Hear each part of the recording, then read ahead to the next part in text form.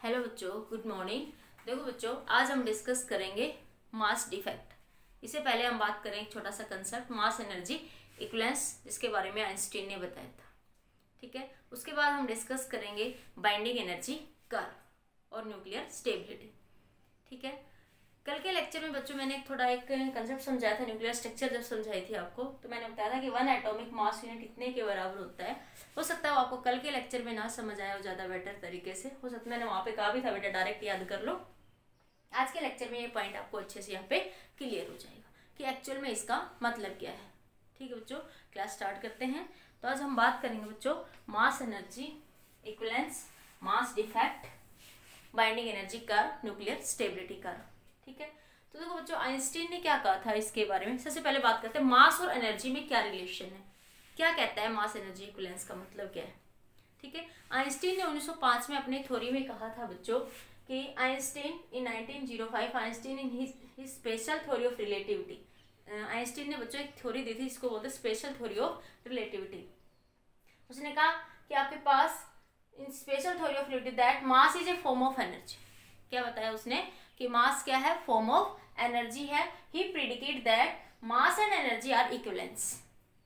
Mass and energy क्या है, equivalence है। If energy of the body increase by the amount E, then mass of the body increase by this amount. ठीक है, ये एक relation आप पढ़ते हो एनर्जी मास इक्विवेलेंस के, is equals to mc square. Actually में बच्चों ये m नहीं, ये डेल्टा m होता है, मास डिफेक्ट होता है। ठीक है, बात करेंगे आज इसी के बारे में। तो डेल्टा m को क्या लिख सकते हैं बच्चों, e बाई सी का स्क्वायर।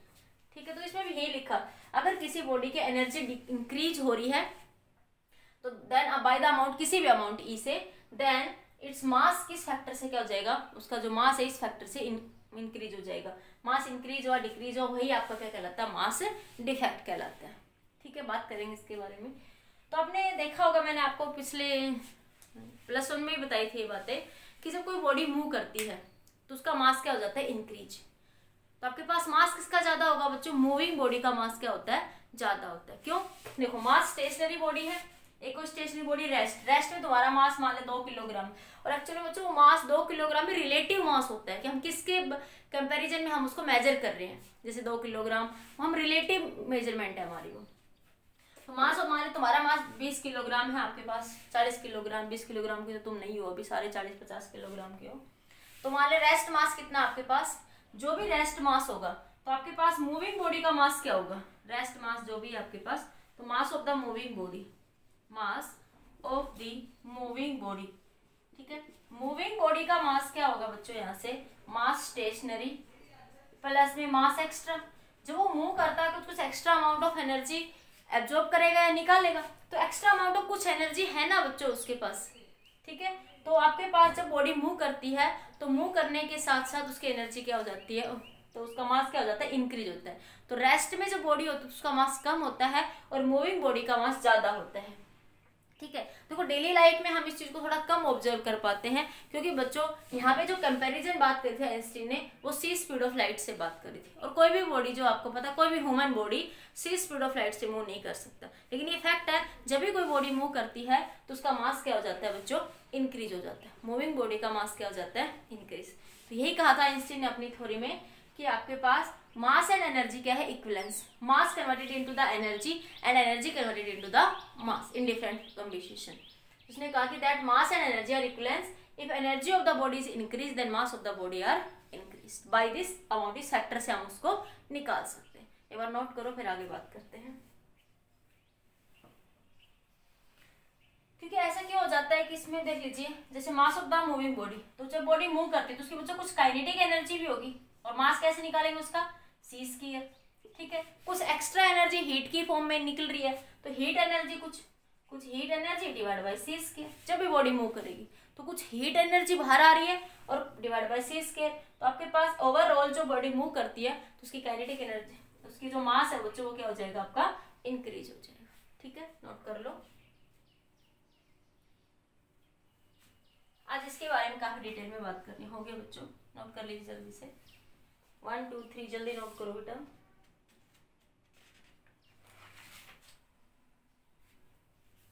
हो गया। अब जैसे मैं कहूं, एक छोटा सा क्वेश्चन लूं आपको समझाने के लिए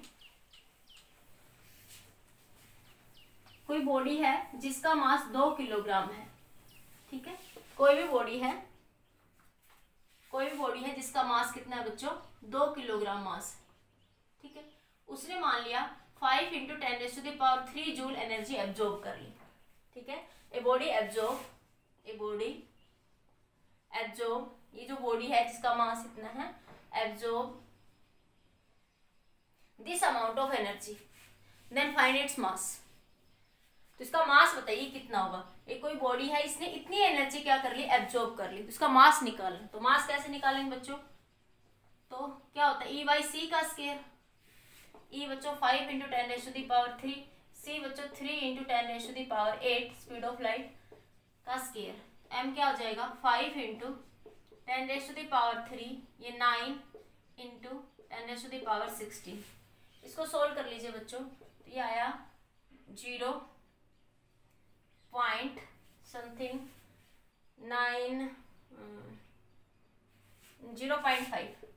9×5 हो जाएगा। उसके बाद ये ऊपर जाएगा तो बच्चों 10⁻−30, ठीक है। तो लगभग देखो किसी बॉडी ने कुछ जितनी एनर्जी एब्जॉर्ब करी तो उसके कारण कुछ तो मास आया ना, एक्स्ट्रा कुछ एनर्जी वो एब्जॉर्ब कर रहा है तो कुछ मास आया ना उस एनर्जी के कारण। तो क्या हुआ, mass and energy are equal, mass converted into the energy, and energy को किसी दूसरी सिचुएशन के अकॉर्डिंग एनर्जी की किसकी फॉर्म है बच्चों, मास की फॉर्म है, ठीक है। तो इस एनर्जी के कारण बॉडी का कुछ मास एग्जिस्ट कर रहा है या नहीं कर रहा है, ये बात समझ आई इतना, ठीक है। जस्ट समझाने के लिए था आपको, ये पॉइंट नोट कर लीजिए, जस्ट योर अंडरस्टैंडिंग। अब आगे जो समझाना है ना उसके लिए ये बेस तैयार करना जरूरी है, ठीक है, हो गया। अब बच्चों बात करते हैं व्हाट इज मास। मास क्या, मास किसे कहते हो केमिस्ट्री के according, any quantity which occupy some volume some space that is called mass, यही कहते हो ना। अरे इसी की बात करते हो ना आप लोग। Mass is amount of matter, mass क्या है बच्चों, mass is, what is mass, मैं क्वेश्चन लिख देती हूँ, व्हाट इज मास। मास किसे कहते हैं बच्चों, मास इज अमाउंट, मास किसे कह रहे हैं बच्चों आपके पास, mass is amount of matter contain in a body, amount of matter contain in a body, इसे आप क्या कहते हो बच्चों, मास, कंटेन इन ए बॉडी। किसी भी कंटेनर के अंदर कितना मैटर है दैट इज कॉल्ड मास। जैसे मैं एक बीकर में पानी डाल दूं तो उसका कितनी अमाउंट है तो दैट इज योर, वो उस वाटर का क्या कहलाएगा, मास कहलाएगा। अभी मास आया कहाँ से बच्चों, कैसे आया, क्या फॉर्मेशन थी इसके अंदर। तो जैसे कोई भी ऑब्जेक्ट है बच्चों, हम बात करें कोई भी ऑब्जेक्ट है, कोई भी चीज बनी हुई, जैसे मैं मार्कर ही कह दूं बना हुआ, ये किससे मिलके बना हुआ है, एटम से। एनी ऑब्जेक्ट, देखो मास और एनर्जी में रिलेशन समझो। अब मास किससे, ये ऑब्जेक्ट किससे मिलके बना हुआ है, एटम से, नंबर ऑफ एटम से मिलके बना हुआ है, ठीक है। अब ग्रेविटेशन थ्योरी के अकॉर्डिंग, ग्रेविटेशन थ्योरी के अकॉर्डिंग कोई भी एटम है उनका कुछ मास, कोई भी बॉडी उसका कुछ मास है तो वो आपस में क्या करेंगे, अट्रैक्ट करेंगे। तो ये जो बॉडी है ये इनमें आपस में क्या होगा, अट्रैक्शन होगा। अट्रैक्शन होगा तो इनमें कुछ वाइब्रेशन भी होगा, एक दूसरे के साथ अट्रैक्ट करेंगे तो ऐसे वाइब्रेट मूव भी करेंगे बच्चों।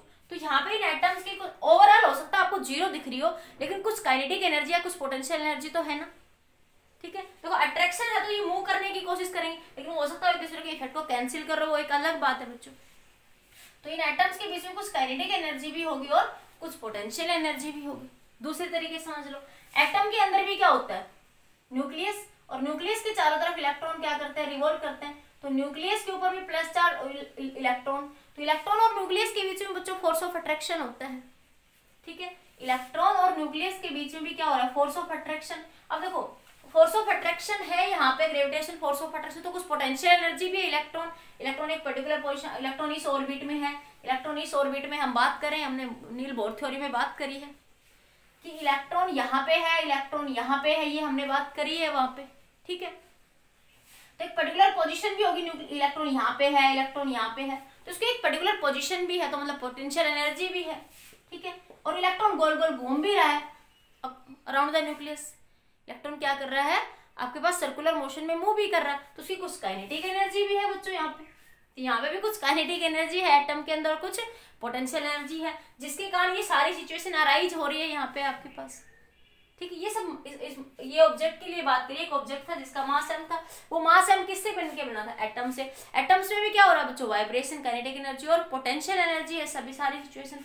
अब और थोड़ा डीपली बात करो तो मैंने फर्स्ट यूनिट में समझाया था आपको कि आपके पास जो न्यूक्लियस है, एलिमेंट्री पार्टिकल के लिए बात करें जो और ज्यादा डीपली जाए, तो आपके पास जो न्यूक्लियस है, आपके पास न्यूक्लियस भी किसके अंदर क्या होते हैं? प्रोटॉन और न्यूट्रॉन। और वो प्रोटॉन और न्यूट्रॉन भी क्वार्क से मिलके बने हुए हैं। हाई एनर्जी फिजिक्स में मैंने स्टार्टिंग में फर्स्ट चैप्टर में आपको समझाया था कि जो प्रोटॉन और न्यूट्रॉन है न्यूक्लियस के अंदर, वो भी किससे मिलके बने हुए हैं? आपके क्वार्क से मिलके बने हुए हैं। तो प्रोटॉन जो है बच्चों 2 अप और 1 डाउन क्वार्क से मिलके बना होता है, और न्यूट्रॉन 2 डाउन और 1 अप क्वार्क से मिलके बना हुआ होता है।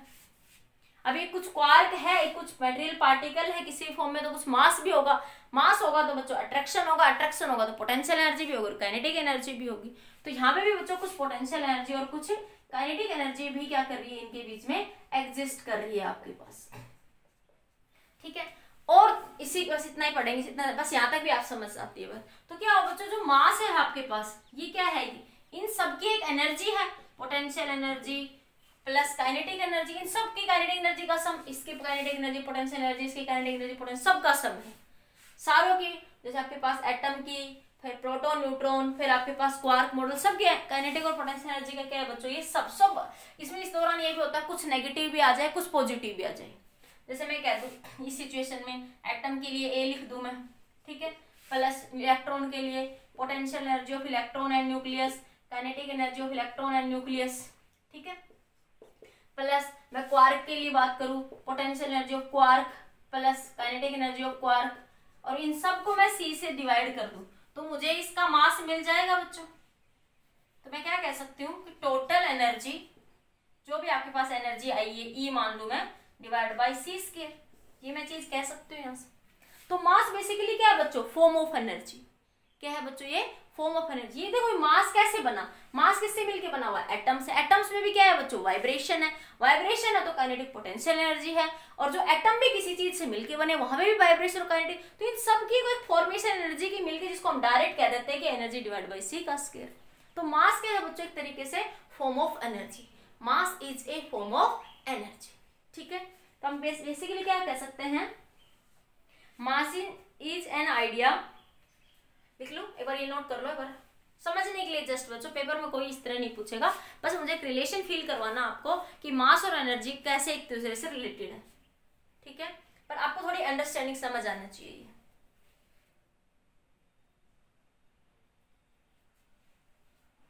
ठीक है, तो क्या लिख सकते हैं बच्चों? Mass is an idea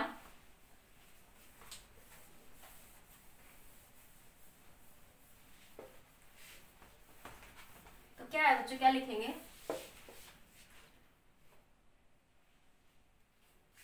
mass is an idea about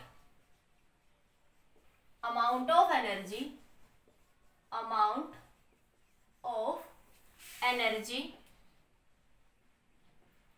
mass is an idea about amount of energy in a body ठीक है, कि बॉडी के अंदर मास क्या करते? देखो कहते किसी का मास ज्यादा होगा तो एनर्जी ज्यादा होगी। एक बहुत पतला से 1 किलोग्राम का कोई बच्चा है, तो 5 किलोग्राम का कोई बच्चा है, 20 किलोग्राम का बच्चा है, तो आप क्या कहते हो कि 5 किलोग्राम वाले से काम नहीं होगा, क्योंकि उसके पास इतनी एनर्जी नहीं है। एक 20 किलोग्राम का बच्चा तो उसको काम कर सकता है। कोई भी ह्यूमन बीइंग के लिए बात कर ली, 50 किलोग्राम का, एक मान लिया 40 किलोग्राम का है, तो ये आपके पास जिसका मास ज्यादा होगा, तो मास बेसिकली क्या बच्चों? Amount of energy in the body. ठीक है, इफ मास डिसअपियर, इफ अगर आप कहते हो कि मास टूट रहा है धीरे धीरे, हम जैसे पानी को गर्म करें तो क्या हुआ? पानी का कुछ मैटर था, मास था बच्चों, वो वेपराइजेशन की फॉर्म में रिलीज हो गया, एनर्जी की फॉर्म में, हीट एनर्जी की फॉर्म में क्या हो रहा है बच्चों? वो रिलीज हो रहा है। तो mass disappear, if mass disappear energy released. ठीक है, तो मास जो है बच्चों, जैसे मैंने बताया कि वाटर है, वाटर का कुछ मास है, उसको हमने हीट करा, तो हम उसको हीट करेंगे बच्चों, तो जो वो एनर्जी है वो मास की फॉर्म में क्या निकलेगी? बाहर निकलेगी।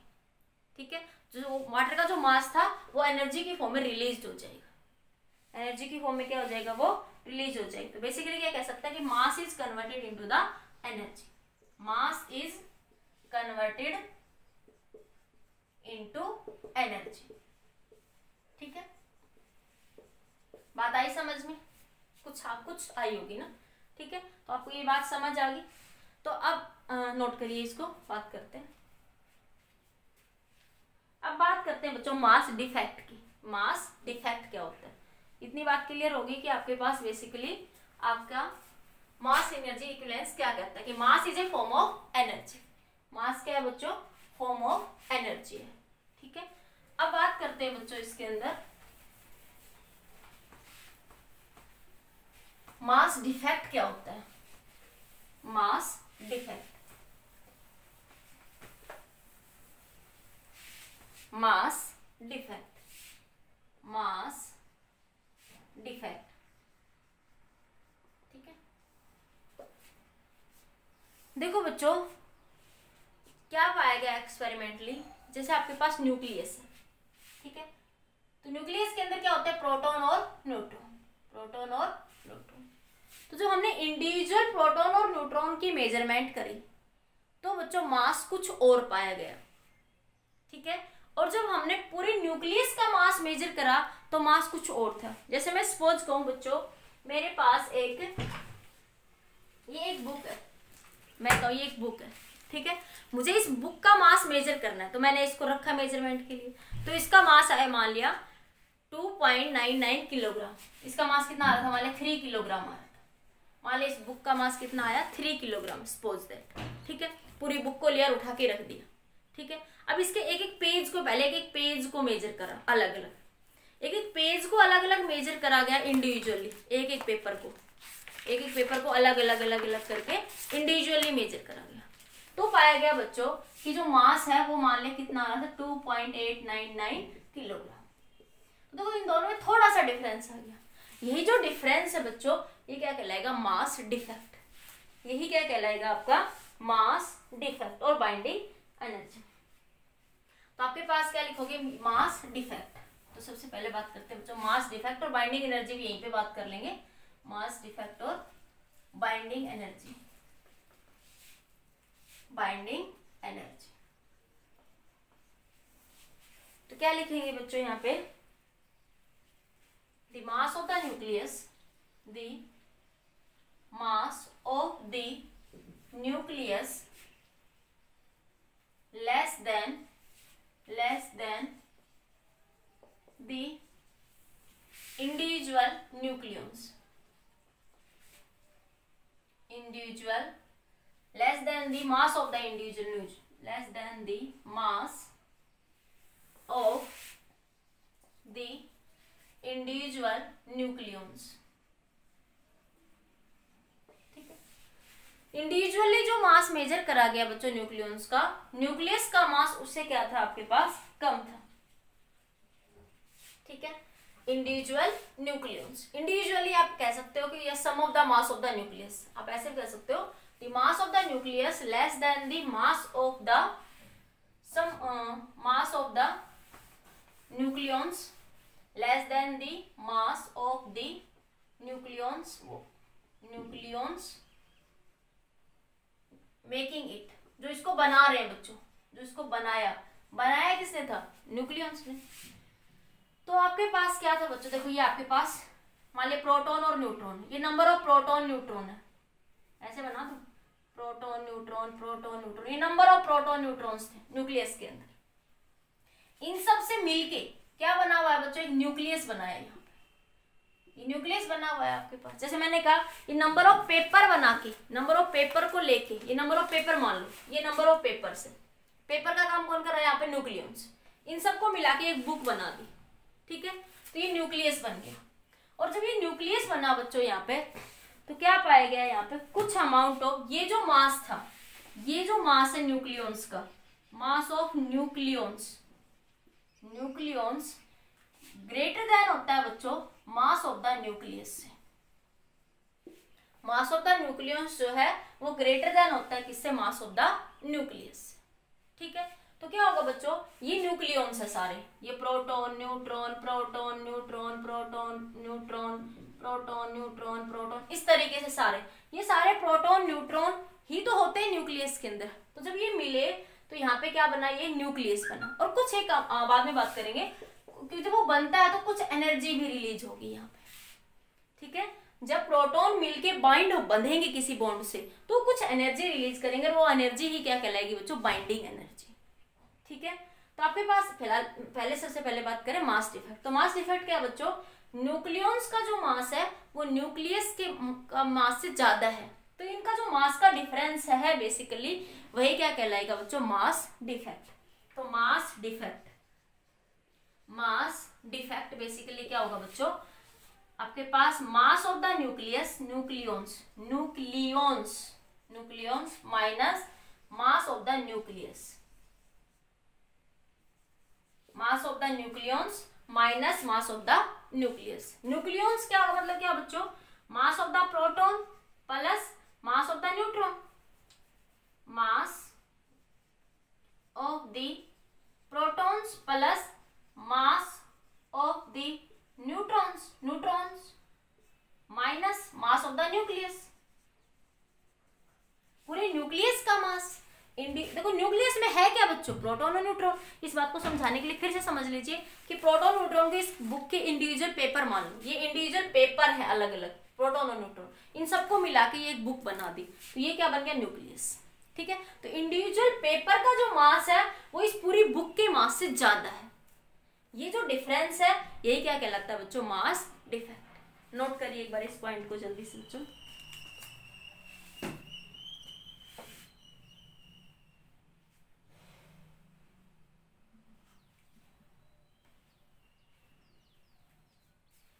लिख लिया,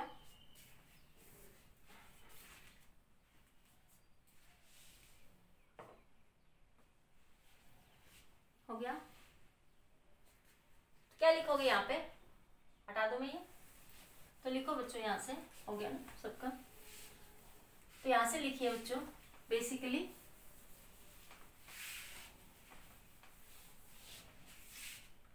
मास डिफेक्ट की डेफिनेशन में लिखोगे, mass defect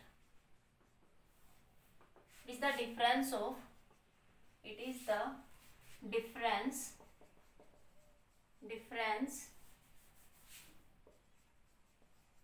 of mass of the nucleons, mass of the nucleons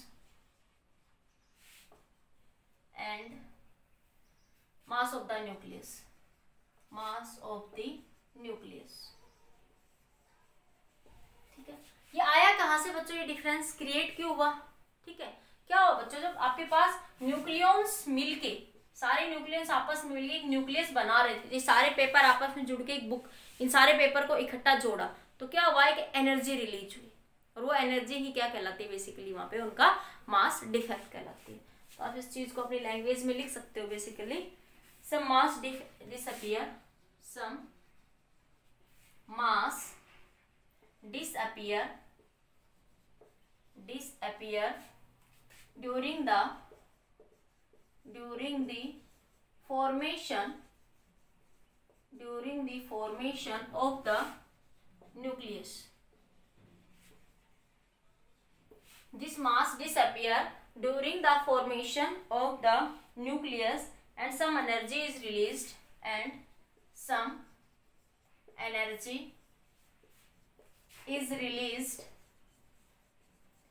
some energy is released during the formation of the nucleus,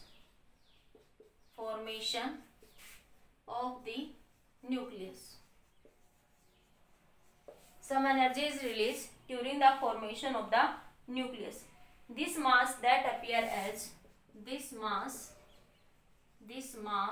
that appears as mass defect,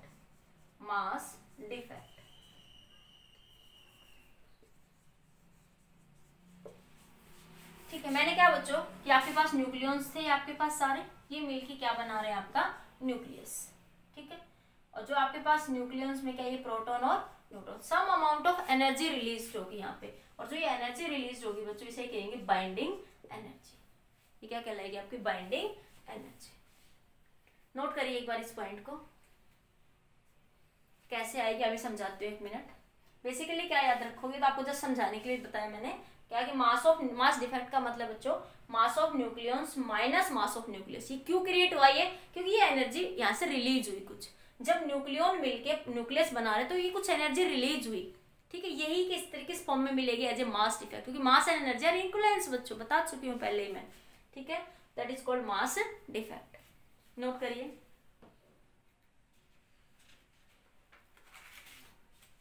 तो मास डिफेक्ट क्या है बच्चों, basically आपके पास mass of nucleus minus mass of the nucleus, mass of nucleus minus mass of nucleus. ये सब क्यों हो रहा है कि जब फॉर्मेशन होती है न्यूक्लियस मिलके न्यूक्लियस बनाते हैं तो कुछ एनर्जी रिलीज होती है, और यही एनर्जी हमें एज ए मास डिफेक्ट और एज ए बाइंडिंग एनर्जी की फॉर्म में हमें मिलती है, ठीक है। अब बात करते हैं मास डिफेक्ट का डेरिवेशन कैसे करें। तो मास डिफेक्ट क्या है बच्चों कि इंडिविजुअल न्यूक्लियस का जो मास है वो ज्यादा होता है as compare to the mass of the nucleus. मैंने बताया कि बुक के एग्जांपल से कि अगर ये बुक है आपके पास, इस बुक के अगर इंडिविजुअल पेपर का मास मेजर करोगे अलग अलग तो वो अलग आएगा, पूरी बुक का मेजर करोगे तो कुछ माइनर में डिफरेंस आता है, बहुत ज्यादा नहीं, और वही क्या कहलाता है मास डिफेक्ट। वो क्यों आया बच्चों कि जब बुक को बाइंड करा तो कुछ एनर्जी रिलीज होगी इन द फॉर्म ऑफ, किसी भी फॉर्म में आप बात कर लो, तो वो क्या क्रिएट करती है मास डिफेक्ट और बाइंडिंग एनर्जी। तो मास डिफेक्ट क्या है बच्चों, डेरिवेशन बात करते हैं। बेसिकली डेल्टा एम क्या होगा, मास of nucleus minus mass of nucleus, ठीक है। मास ऑफ न्यूक्लियस क्या होगा बच्चों, न्यूक्लियस का mass, mass of proton, mass of proton, mass of proton plus mass of neutron minus mass of nucleus, ठीक है। तो एक बार मैं इंक डाल लेती हूँ, 1 सेकेंड आप लोग लिखो इसको जब तक, 2 मिनट के लिए, 2 मिनट आप लोग लिख लो।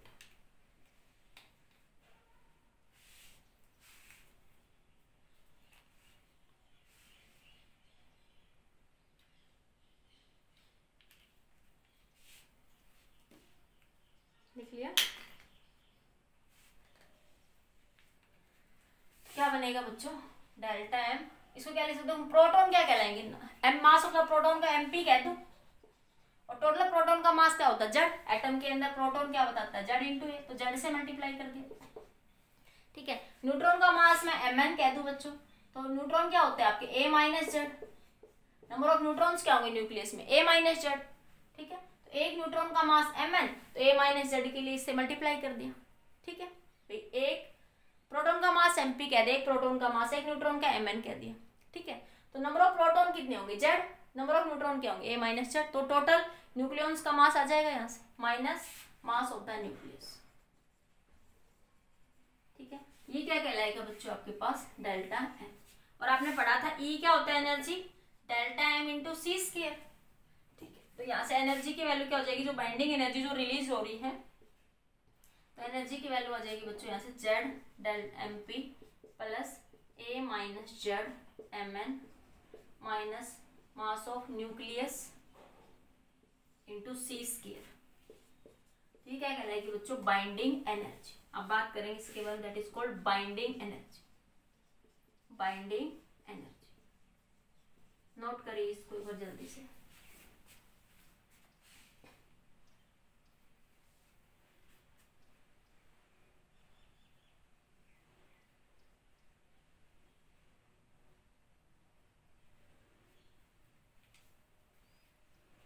हो गया,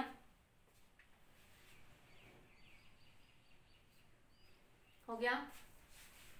तो क्या हुआ बच्चों यहाँ से, ये आ गया आपकी बाइंडिंग एनर्जी। डेरिवेशन ध्यान रहेगा सबको, इंपॉर्टेंट है बच्चों, एग्जाम में के लिए कई बार पूछा हुआ है यहाँ से, ये मास डिफेक्ट से रिलेटेड कंसेप्ट, ठीक है। तो ये क्या आया बच्चों आपके पास,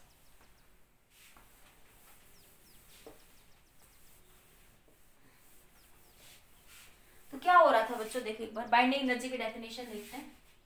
क्या था आपके पास, देखो ये न्यूक्लियस थे, ये न्यूक्लियस मिलके क्या बना रहे थे न्यूक्लियस, ठीक है, ये न्यूक्लियॉन्स मिलके क्या बना रहे हैं, न्यूक्लियस। ठीक है, ये क्या आपके न्यूक्लियॉन, ठीक है, और ये है आपका न्यूक्लियस। ये क्या है बच्चों, आपका न्यूक्लियस है यहाँ से। ठीक है, ये क्या आपका न्यूक्लियस। ठीक है, और आपके पास कुछ अमाउंट ऑफ एनर्जी रिलीज हो रही है, डेल्टा ई।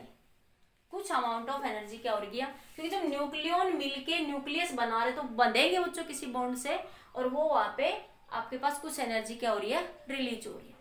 ठीक है, या मैं इस चीज को उल्टा कह दूं कि न्यूक्लियस थे, ये न्यूक्लियस था, न्यूक्लियस के अंदर क्या थे, प्रोटॉन और न्यूट्रॉन्स। मुझे न्यूक्लियस से प्रोटॉन न्यूट्रॉन्स को बाहर निकालना है, तो ये किसी बॉन्ड से बंधे हुए हैं बच्चों। न्यूक्लियस है, न्यूक्लियस के अंदर क्या है बच्चों, इसको रिवर्स में भी बता रही हूँ मैं। ठीक है, ये न्यूक्लियस है, न्यूक्लियस के अंदर क्या है बच्चों, प्रोटॉन और न्यूट्रॉन, ये किसी बॉन्ड से बंधे हुए हैं, यहाँ पे इनके बीच में कुछ बॉन्डिंग है, तो इनकी बॉन्डिंग को तोड़ूंगी, बाहर निकालूंगी इनको न्यूक्लियस से, तो मुझे कुछ एनर्जी चाहिए। ठीक है, तो मुझे कुछ एक्स्ट्रा अमाउंट ऑफ एनर्जी यहाँ पे रिक्वायर्ड होगी। ठीक है, तो जो इनको तोड़ने के लिए मुझे एक्स्ट्रा अमाउंट ऑफ एनर्जी चाहिए, उसे ही क्या कहेंगे बच्चों, बाइंडिंग एनर्जी। उसे ही क्या कहेंगे, इन न्यूक्लियॉन से मुझे इसको कुछ एक्स्ट्रा एनर्जी किसी भी तरह में मुझे देनी पड़ेगी, तो वो एनर्जी क्या कहलाएगी बच्चों, आपकी बाइंडिंग एनर्जी। मुझे कुछ एक्स्ट्रा अमाउंट ऑफ एनर्जी यहाँ देनी पड़ेगी, तभी ये यहाँ से न्यूक्लियॉन्स जो है यहाँ से बाहर निकलेंगे। तो इन न्यूक्लियॉन्स को सेपरेट करने के लिए न्यूक्लियस से हमें कितनी एनर्जी रिक्वायर्ड होगी, that is called binding energy. It is the amount of energy. Binding energy definition लिख लो, बट बुक्स यही लिखती है। आप ये भी कह सकते हो कि आपके पास न्यूक्लियॉन्स को बाइंड करने के लिए कितनी एनर्जी चाहिए, वो भी बाइंडिंग एनर्जी है। न्यूक्लियॉन्स को सेपरेट करने के लिए कितनी एनर्जी चाहिए, क्योंकि देखो जितने बांधने के लिए चाहिए उतने रिलीज तोड़ने के लिए भी चाहिए। ठीक है, तो वही क्या कहलाएगी, बुक्स इसी डेफिनेशन को लिखती है, तो हम इसी को फॉलो कर लेंगे। ठीक है, it is the amount of energy, binding energy की डेफिनेशन लो, it is the amount of energy, amount of energy required, it is the amount of energy required to separate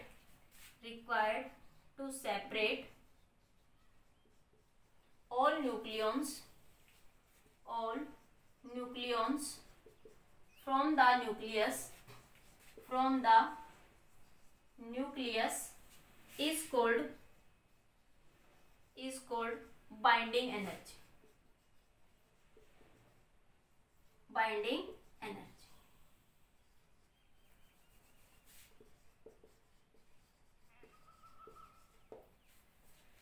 ठीक है, ये भी कह सकते हो बच्चों, amount of energy released during the formation of the nucleus is called binding energy.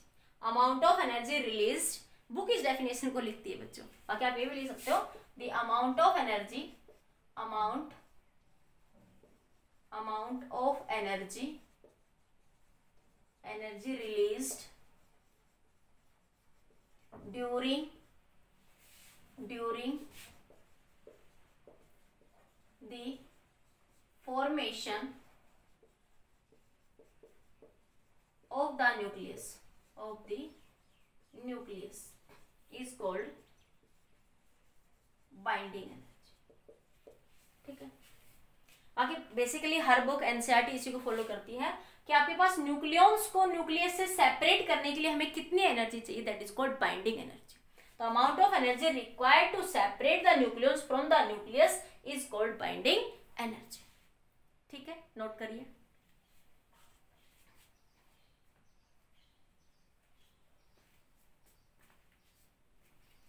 कर लिया बच्चों नोट, जल्दी से कर लिया सभी ने नोट। अब देखिए बच्चों, यहां से आपके पास क्या है,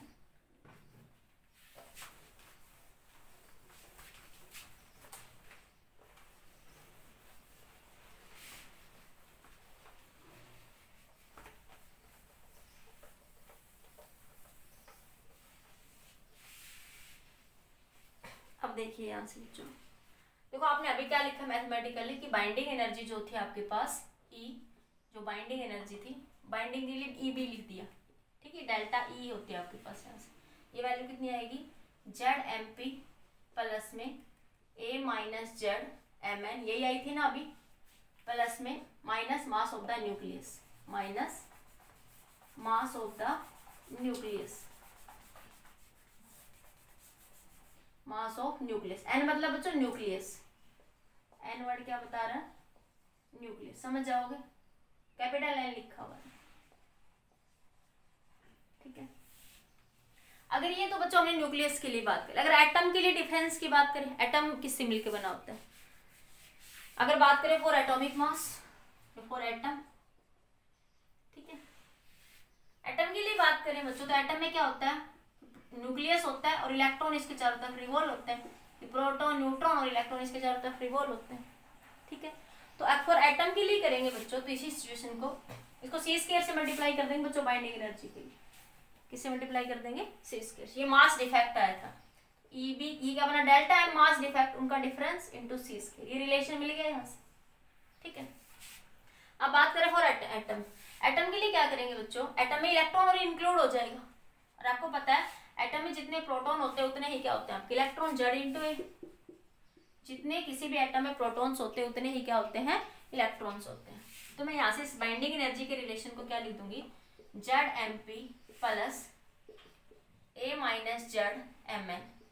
क्या करूंगी मैं इसमें बच्चों, मास ऑफ द इलेक्ट्रॉन को ऐड कर देती हूँ इस किसी को, और मास ऑफ द इलेक्ट्रॉन घटा देती हूँ, मुझे तो यही करना है ना, मुझे इसी डेरिवेशन को एटम के लिए करना है। तो मैं क्या करूंगी, इसके अंदर मास ऑफ द इलेक्ट्रॉन ऐड कर दिया और इसमें मास ऑफ द इलेक्ट्रॉन घटा दिया, ये माइनस में दिया, माइनस कर दूंगी, nucleus minus Z M N, ठीक है।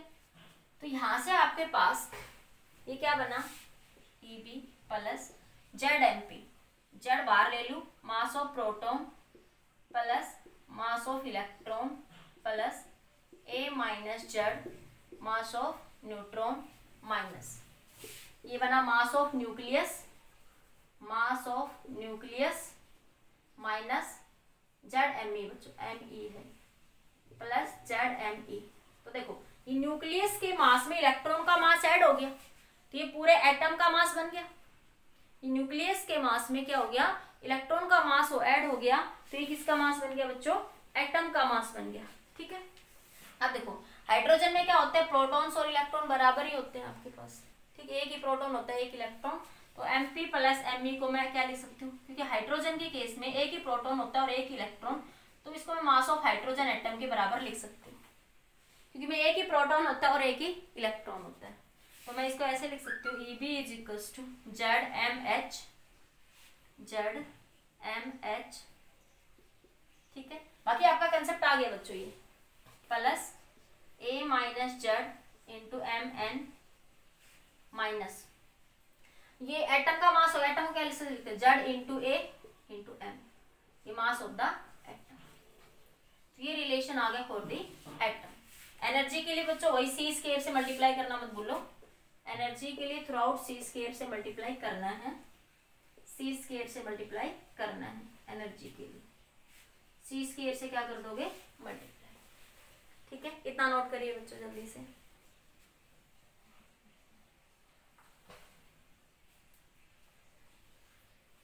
कर लिया। अब देखो, अब मैंने जो एक रिलेशन कल आपको बताया था बाइंडिंग एनर्जी इक्विवेलेंस वाला, तो उसके लिए बात करते हैं।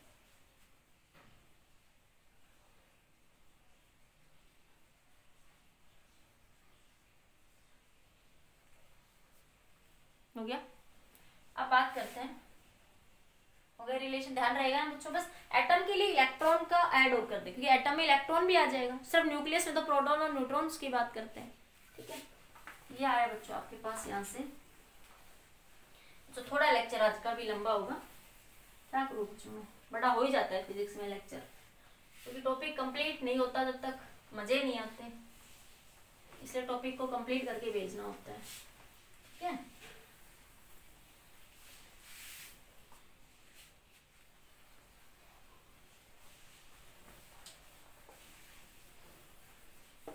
तो देखिए बच्चों, mass energy equivalence, mass energy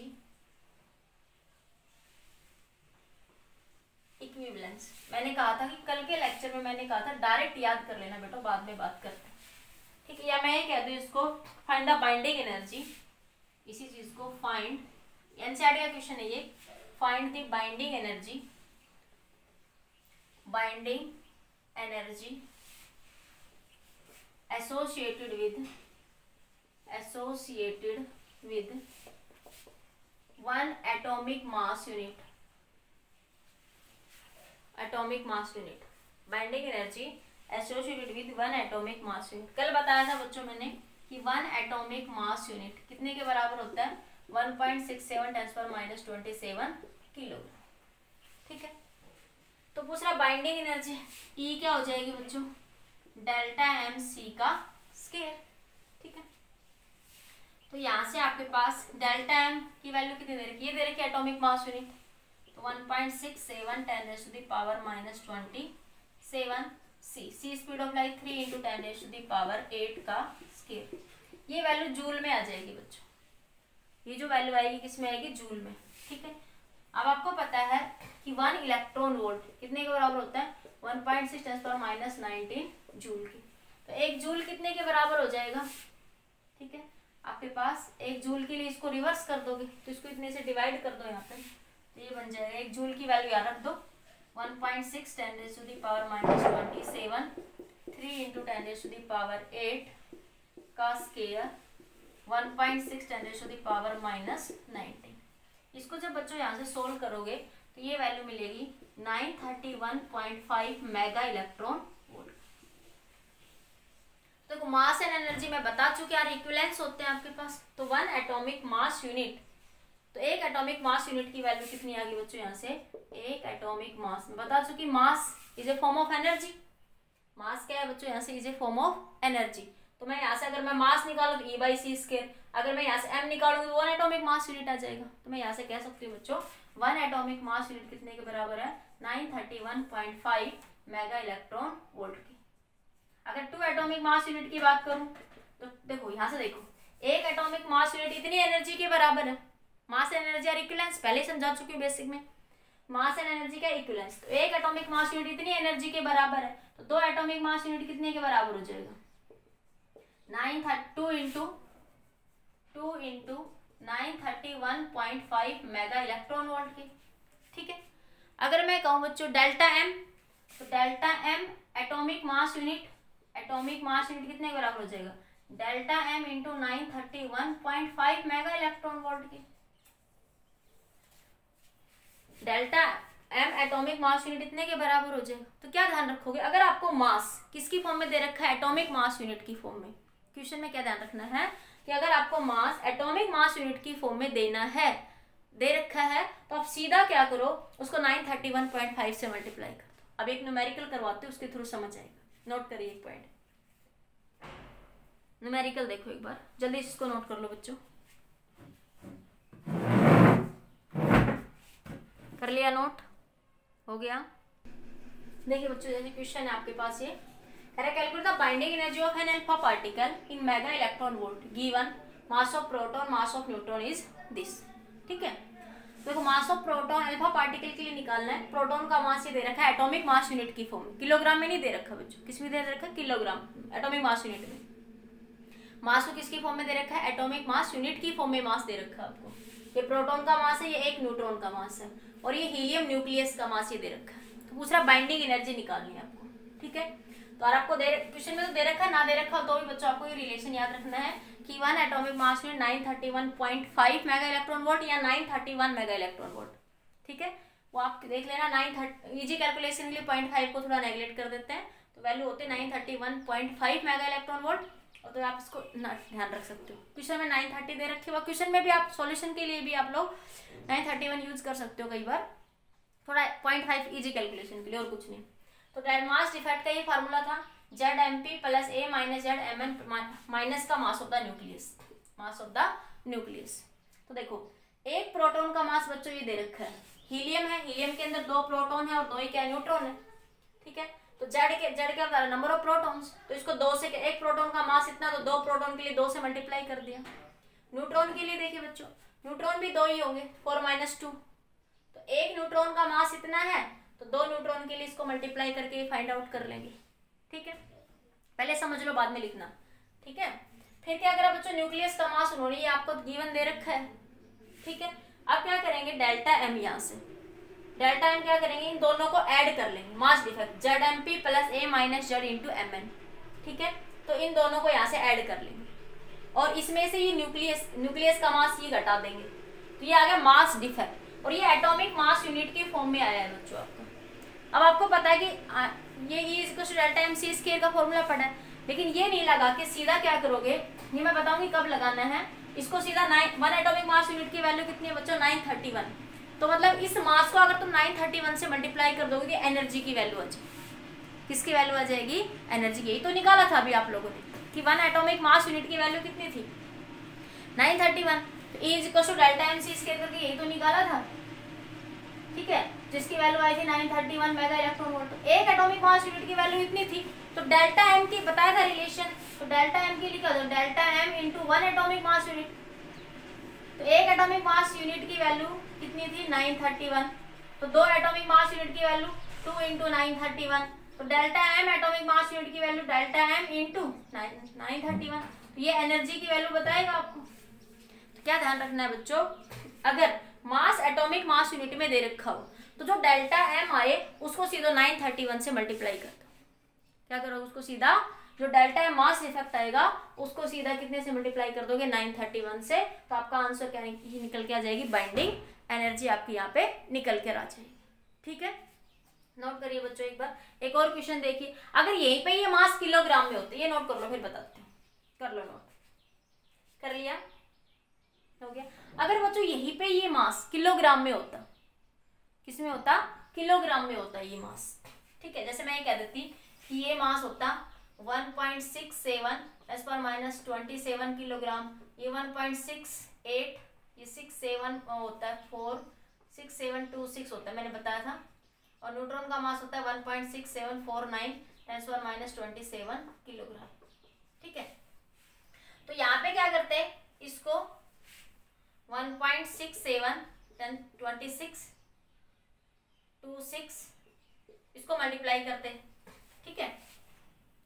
इसको जो भी मल्टीप्लाई करके वैल्यू आती तो 1.6749 × 10⁻27, इसको भी 2 से मल्टीप्लाई करते हैं और इन दोनों को, इनके मल्टीप्लीकेशन से जो भी वैल्यू आती है, वैल्यू कितनी आएगी, 2 × 6 = 12, 2 × 2 = 4 और 1 = 5, 2 × 7 = 14 और 1 = 15, 12, 2 × 2 = 4, 1 = 5, 2 × 7 = 14 आएगा बच्चों, ये 2 × 6 = 12 और 1 = 13, 2 × 1 = 2 और 1 = 3, 27 किलोग्राम ये वैल्यू आएगी यहाँ से।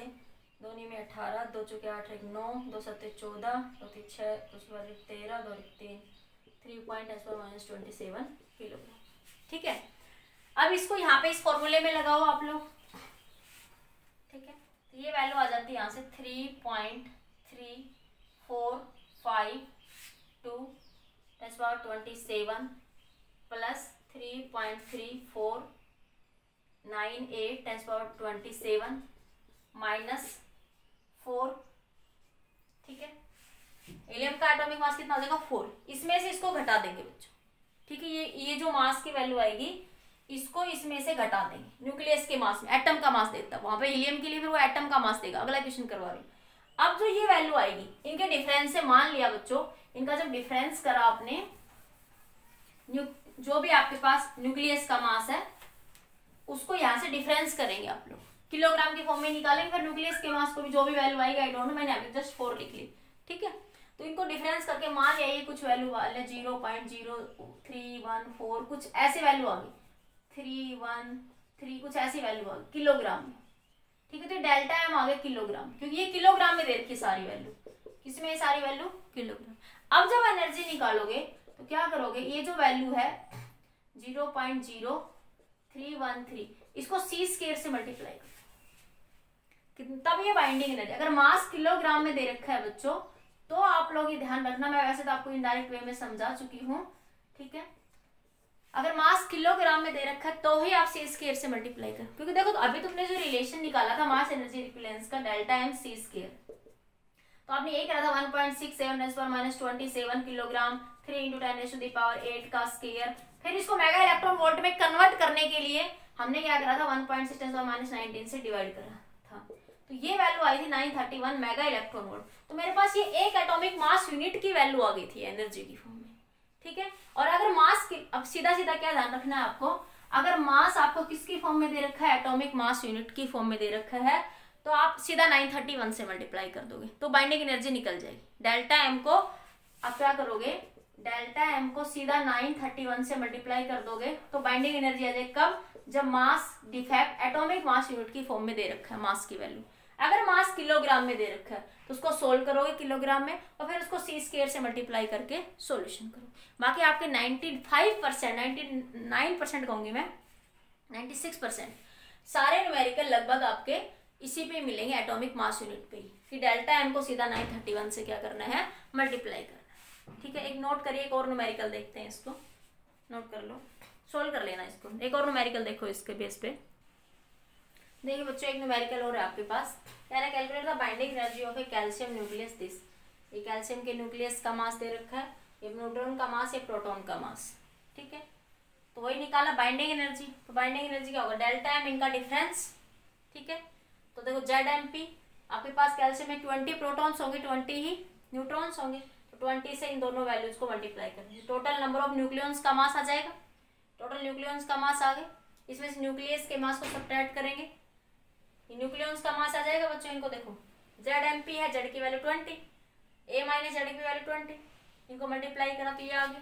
ठीक है, अब इन दोनों को आपस में ऐड कर लिया और इसमें से न्यूक्लियस के मास में से घटा देंगे अकॉर्डिंग टू दिस सिचुएशन। ये जो सिचुएशन है इसके अकॉर्डिंग इसमें से घटा देंगे। ठीक है, तो ये क्या आ जाएगा, डेल्टा एम आ जाएगा आपके पास। ये क्या आ गया, मास डिफेक्ट। अब ये एटॉमिक मास यूनिट की फॉर्म में है बच्चों, तो सीधा क्या करोगे, इसको 931 से मल्टीप्लाई कर दोगे तो ये क्या निकल जाएगी, आपकी बाइंडिंग एनर्जी। क्या याद रखना है कि जब भी मास आपको एटॉमिक मास यूनिट की फॉर्म हो तो डेल्टा एम को सीधा 931 से मल्टीप्लाई कर देना है। ठीक है, if mass in kilogram, mass in kilogram, तो क्या करोगे, डेल्टा एम को फिर सी स्क्वायर से मल्टीप्लाई करोगे। ध्यान रखना। ठीक है, ये दो कंसेप्ट आपको ध्यान रखना है। ठीक है बच्चों, नोट करिए जल्दी से इस क्वेश्चन को।